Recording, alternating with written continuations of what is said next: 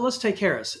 Harris is in a difficult spot. I do think at this point, in terms of my 68 book, we're moving beyond the Johnson chapter to the Humphrey chapter. And what I mean by that is Harris is really in a tough spot because there's almost no precedent at all for what she's facing in terms of, there have been, since World War II, there have been a handful of candidates who are either vice president or very closely connected to the outgoing president who were suddenly thrust into a campaign.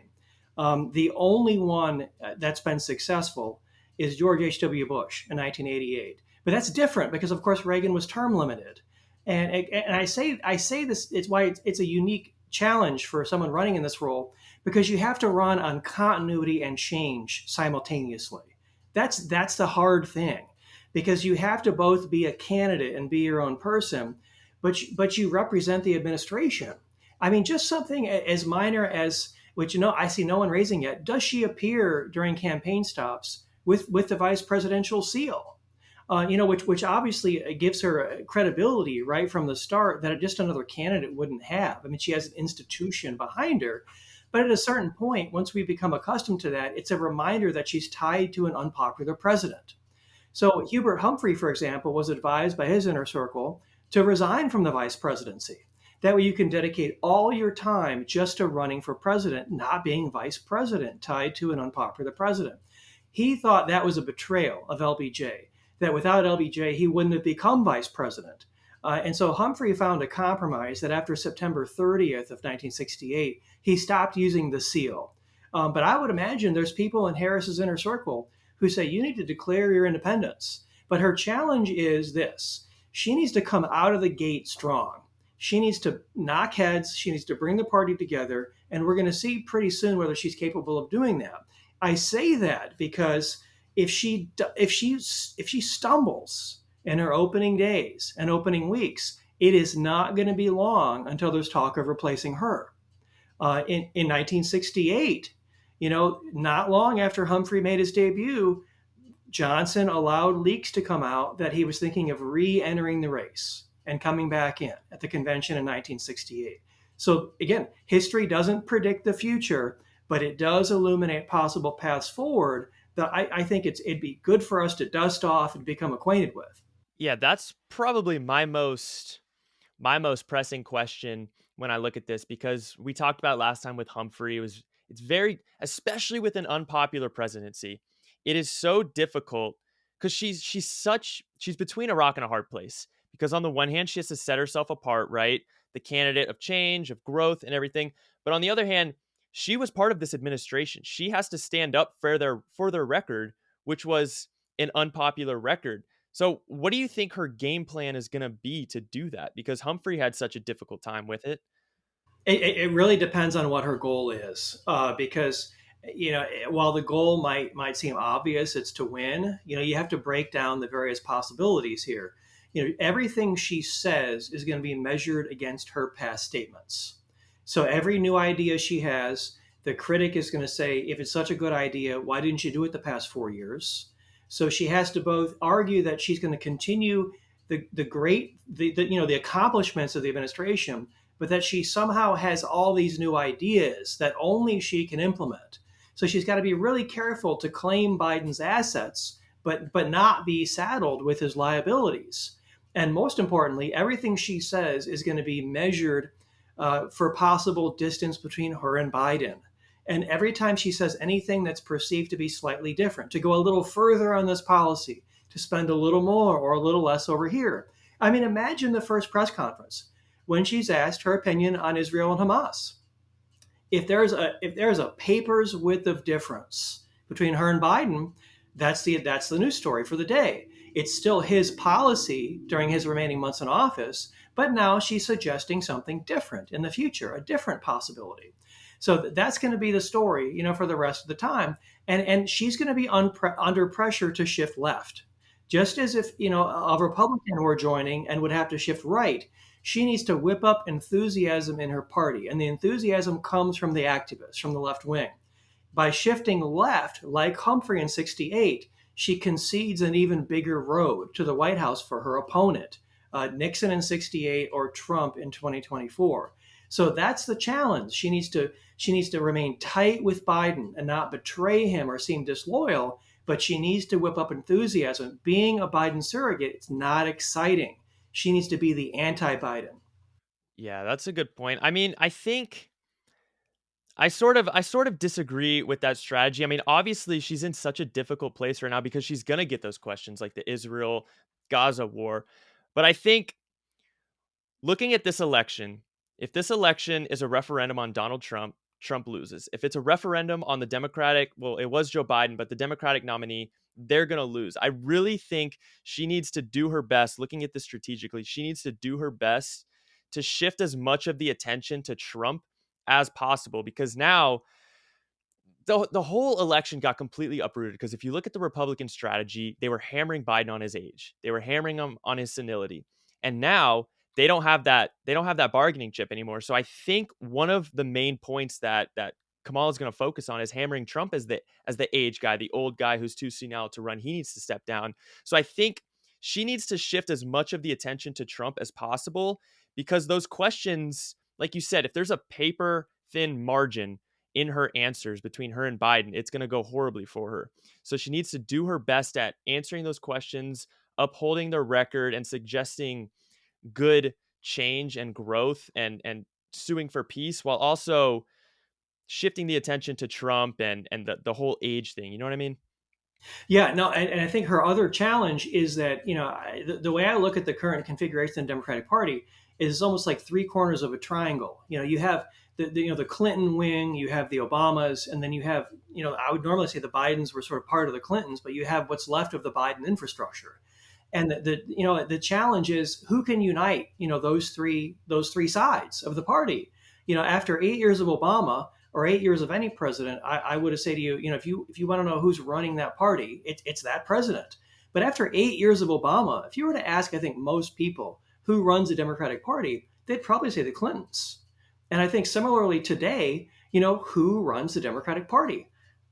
I'm not sure. I mean, it's partly Obama and his actions recently, which are certainly alleged behind the scenes, or Nancy Pelosi's role as a kind of eminence grise. The Clintons came out and endorsed Harris right away. What does Biden really think, and what do the Biden people really think about being dumped by all these people who are now praising him for being a hero and for being selfless? I'm not sure there's a single person who can unite all these wings of the Democratic Party. So, to your point, the more they can make the focus to be about Trump and character issues and age, delays and defers indefinitely the need to deal with those internal issues. Yeah, that's a great point about that triangle. And I think an important thing to mention, I don't know if you saw this, but Obama came out with a statement and he had a very glaring omission in which he did not endorse Kamala. Do you think that's significant? I think it absolutely is. You look at the top leaders of the party, and none of them have come out and endorsed Harris. Not Obama, not House Leader Hakeem Jeffries, not Senate Majority Leader Chuck Schumer. I would have added Pelosi just recently, but she's now just come out and issued kind of a tepid, endorsement. But it makes me wonder whether the rest of them doubt whether she's going to come out of that gate strong. If she does not have many moments, if her first speech isn't good, she better fix it by her second one. If her first question in her first press conference isn't solid, she's got to right that ship quickly. I think the attention span that people will have with her is even less than they had with Biden since that debate performance. Yeah, I agree because looking at her polling numbers and her approval rating, I think her approval ratings maybe in the mid 30s, so she's not exactly a very popular candidate. Do you think there's any possibility of anyone else aside from Kamala? It's tough, because are we playing for 2024? Are we playing for 2028? Given the historical cycles, if Trump wins, then the odds are on the Democrats for 2028. And if you're a leading contender, and you run this year, there's no guarantee of another shot at it in 4 years. In fact, odds are you're not going to get another shot. They're going to look to move on. And so another theory entirely is the reason they're endorsing Harris is not because they believe in her and not because I think she has a real chance, is because they want to flush her out of the system. If you're a Gavin Newsom or someone kind of waiting in the wings, you don't want to dip your toe in the water this year. the issues are simply not favorable issues for Democrats. Even Hubert Humphrey, he did not have favorable issues to run on 68. So instead, what he shifted to was creating a sense of nostalgia for what Democrats have done for Americans historically. So, talking about FDR and Truman, New Deal, and Social Security, and jobs, and the economy, and unions, she doesn't have a lot of specific issues, maybe other than having a more popular position on abortion than some Republicans. But the issues are not natural Democratic issues. And if I'm a future talent in the party, I'm going to think long and hard about if I'm going to get one shot at it, wasting that shot this year when it looks like Republicans might be more united. And typically, the party that's the more united is the one that wins. Republicans might be that this is the most they're united since maybe 1980 with Ronald Reagan. Yeah, 100%. That Republican National Convention, I watched most of it and it was just screaming, unification around Trump. But I think abortion probably will be Kamala's biggest bargaining chip. I think a good strategy for her is she's going to hammer on abortion, which is it's so difficult because Trump really took the middle ground with abortion. He came out and talked about give abortion to the states. He didn't come out, gung ho pro life. He talked about the abortion pill and he's not necessarily against that. So he kind of took the middle ground, which was a good political move. But I think Kamala is really going to try to hammer abortion as her main issue and try to coalesce all those single suburban women in the Democratic Party to kind of boost those votes.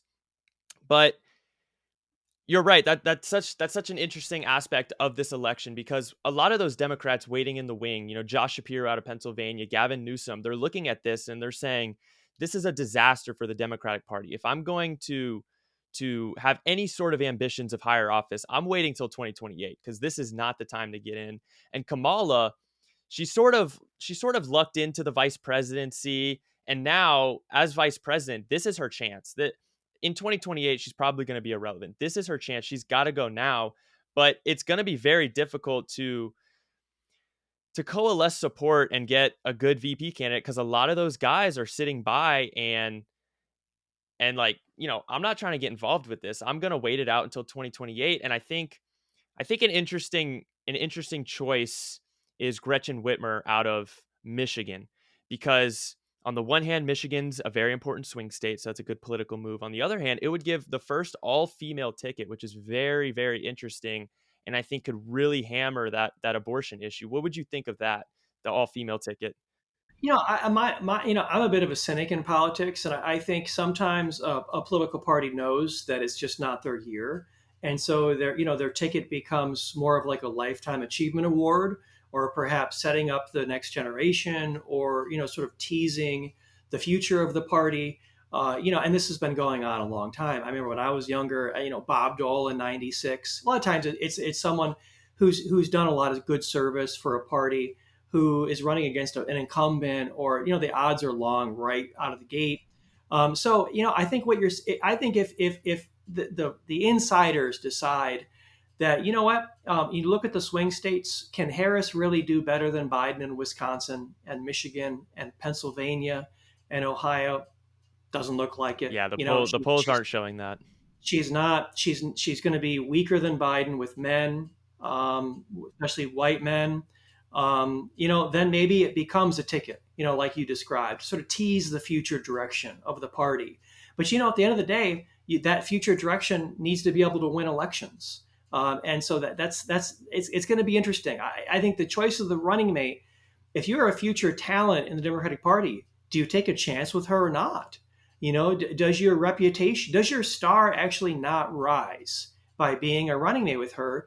I don't think she'll get another chance. Just odds are, if you're a running mate with her, you might get another chance in 2028, and this could raise your profile. But it's really interesting to know, like, what are we playing for here? Yeah, I think that's probably going to be the next catalyst. Aside from her initial press conferences and speeches and how she approaches it, is who does she pick as the VP? Because that can really boost the ticket in her favor. But speaking of the insiders, I want to shift to the convention and the whole situation with the delegates because another thing that Republicans are absolutely hammering them on is the party of democracy is violating democracy because Kamala never received any votes in the primaries and now she's going to be the nominee. So Joe Biden went through the primaries. The people elected him as the candidate, and now he is no longer the candidate, and the primaries are over. So, how does that situation work with not getting any votes, probably going to be the candidate? And I mean, how did Humphrey approach that? Because did LBJ step down before the primaries? Did Humphrey get the votes in the primaries? So I think the short answer is they'll just change the rules. They'll change the rules to make sure their procedure it followed the rules. Humphrey in 1968 did not enter any primaries. It's not to say that he didn't have surrogates out there or people kind of using his name. Johnson was on the ballot on some primaries, but he didn't campaign at all. There was no infrastructure, as far as I know. He had some people on the ground in some places, and the convention was still largely an LBJ convention. That's going to be another fascinating thing to see this year. Is the convention still going to be run by Biden people or run by Harris people? And in '68, the rest of the election was still largely run by LBJ. So they released the delegates to Humphrey. There was the question, just like this year, there's a question of the fundraising and the money. But the challenge there is now Biden's got to shift the legacy, and he's got to start a presidential foundation. He's got to start a presidential library. And if the Obama library, which is going to be when it opens, the most expensive ever created in South Chicago, it takes about the same amount of money to build a presidential library as it does to run a campaign, about $1 billion. And Biden's getting to tap a lot of the same donors, that Harris is getting to tap this year. So it's just there's going to be a constraint on resources, within the party, despite the rules and the politics and everything else. I think they'll get around the rules by simply changing the rules. I think that's what political parties on both sides do. They'll find a way to do that. But who is going to open? The donor class is not going to look at California, and they're not going to look at Florida and Ohio, which went Trump, 8 points 2 times, even in 2020. They're going to look at the swing states. And if the donor class doesn't see return on investment, I don't see them opening their checkbooks.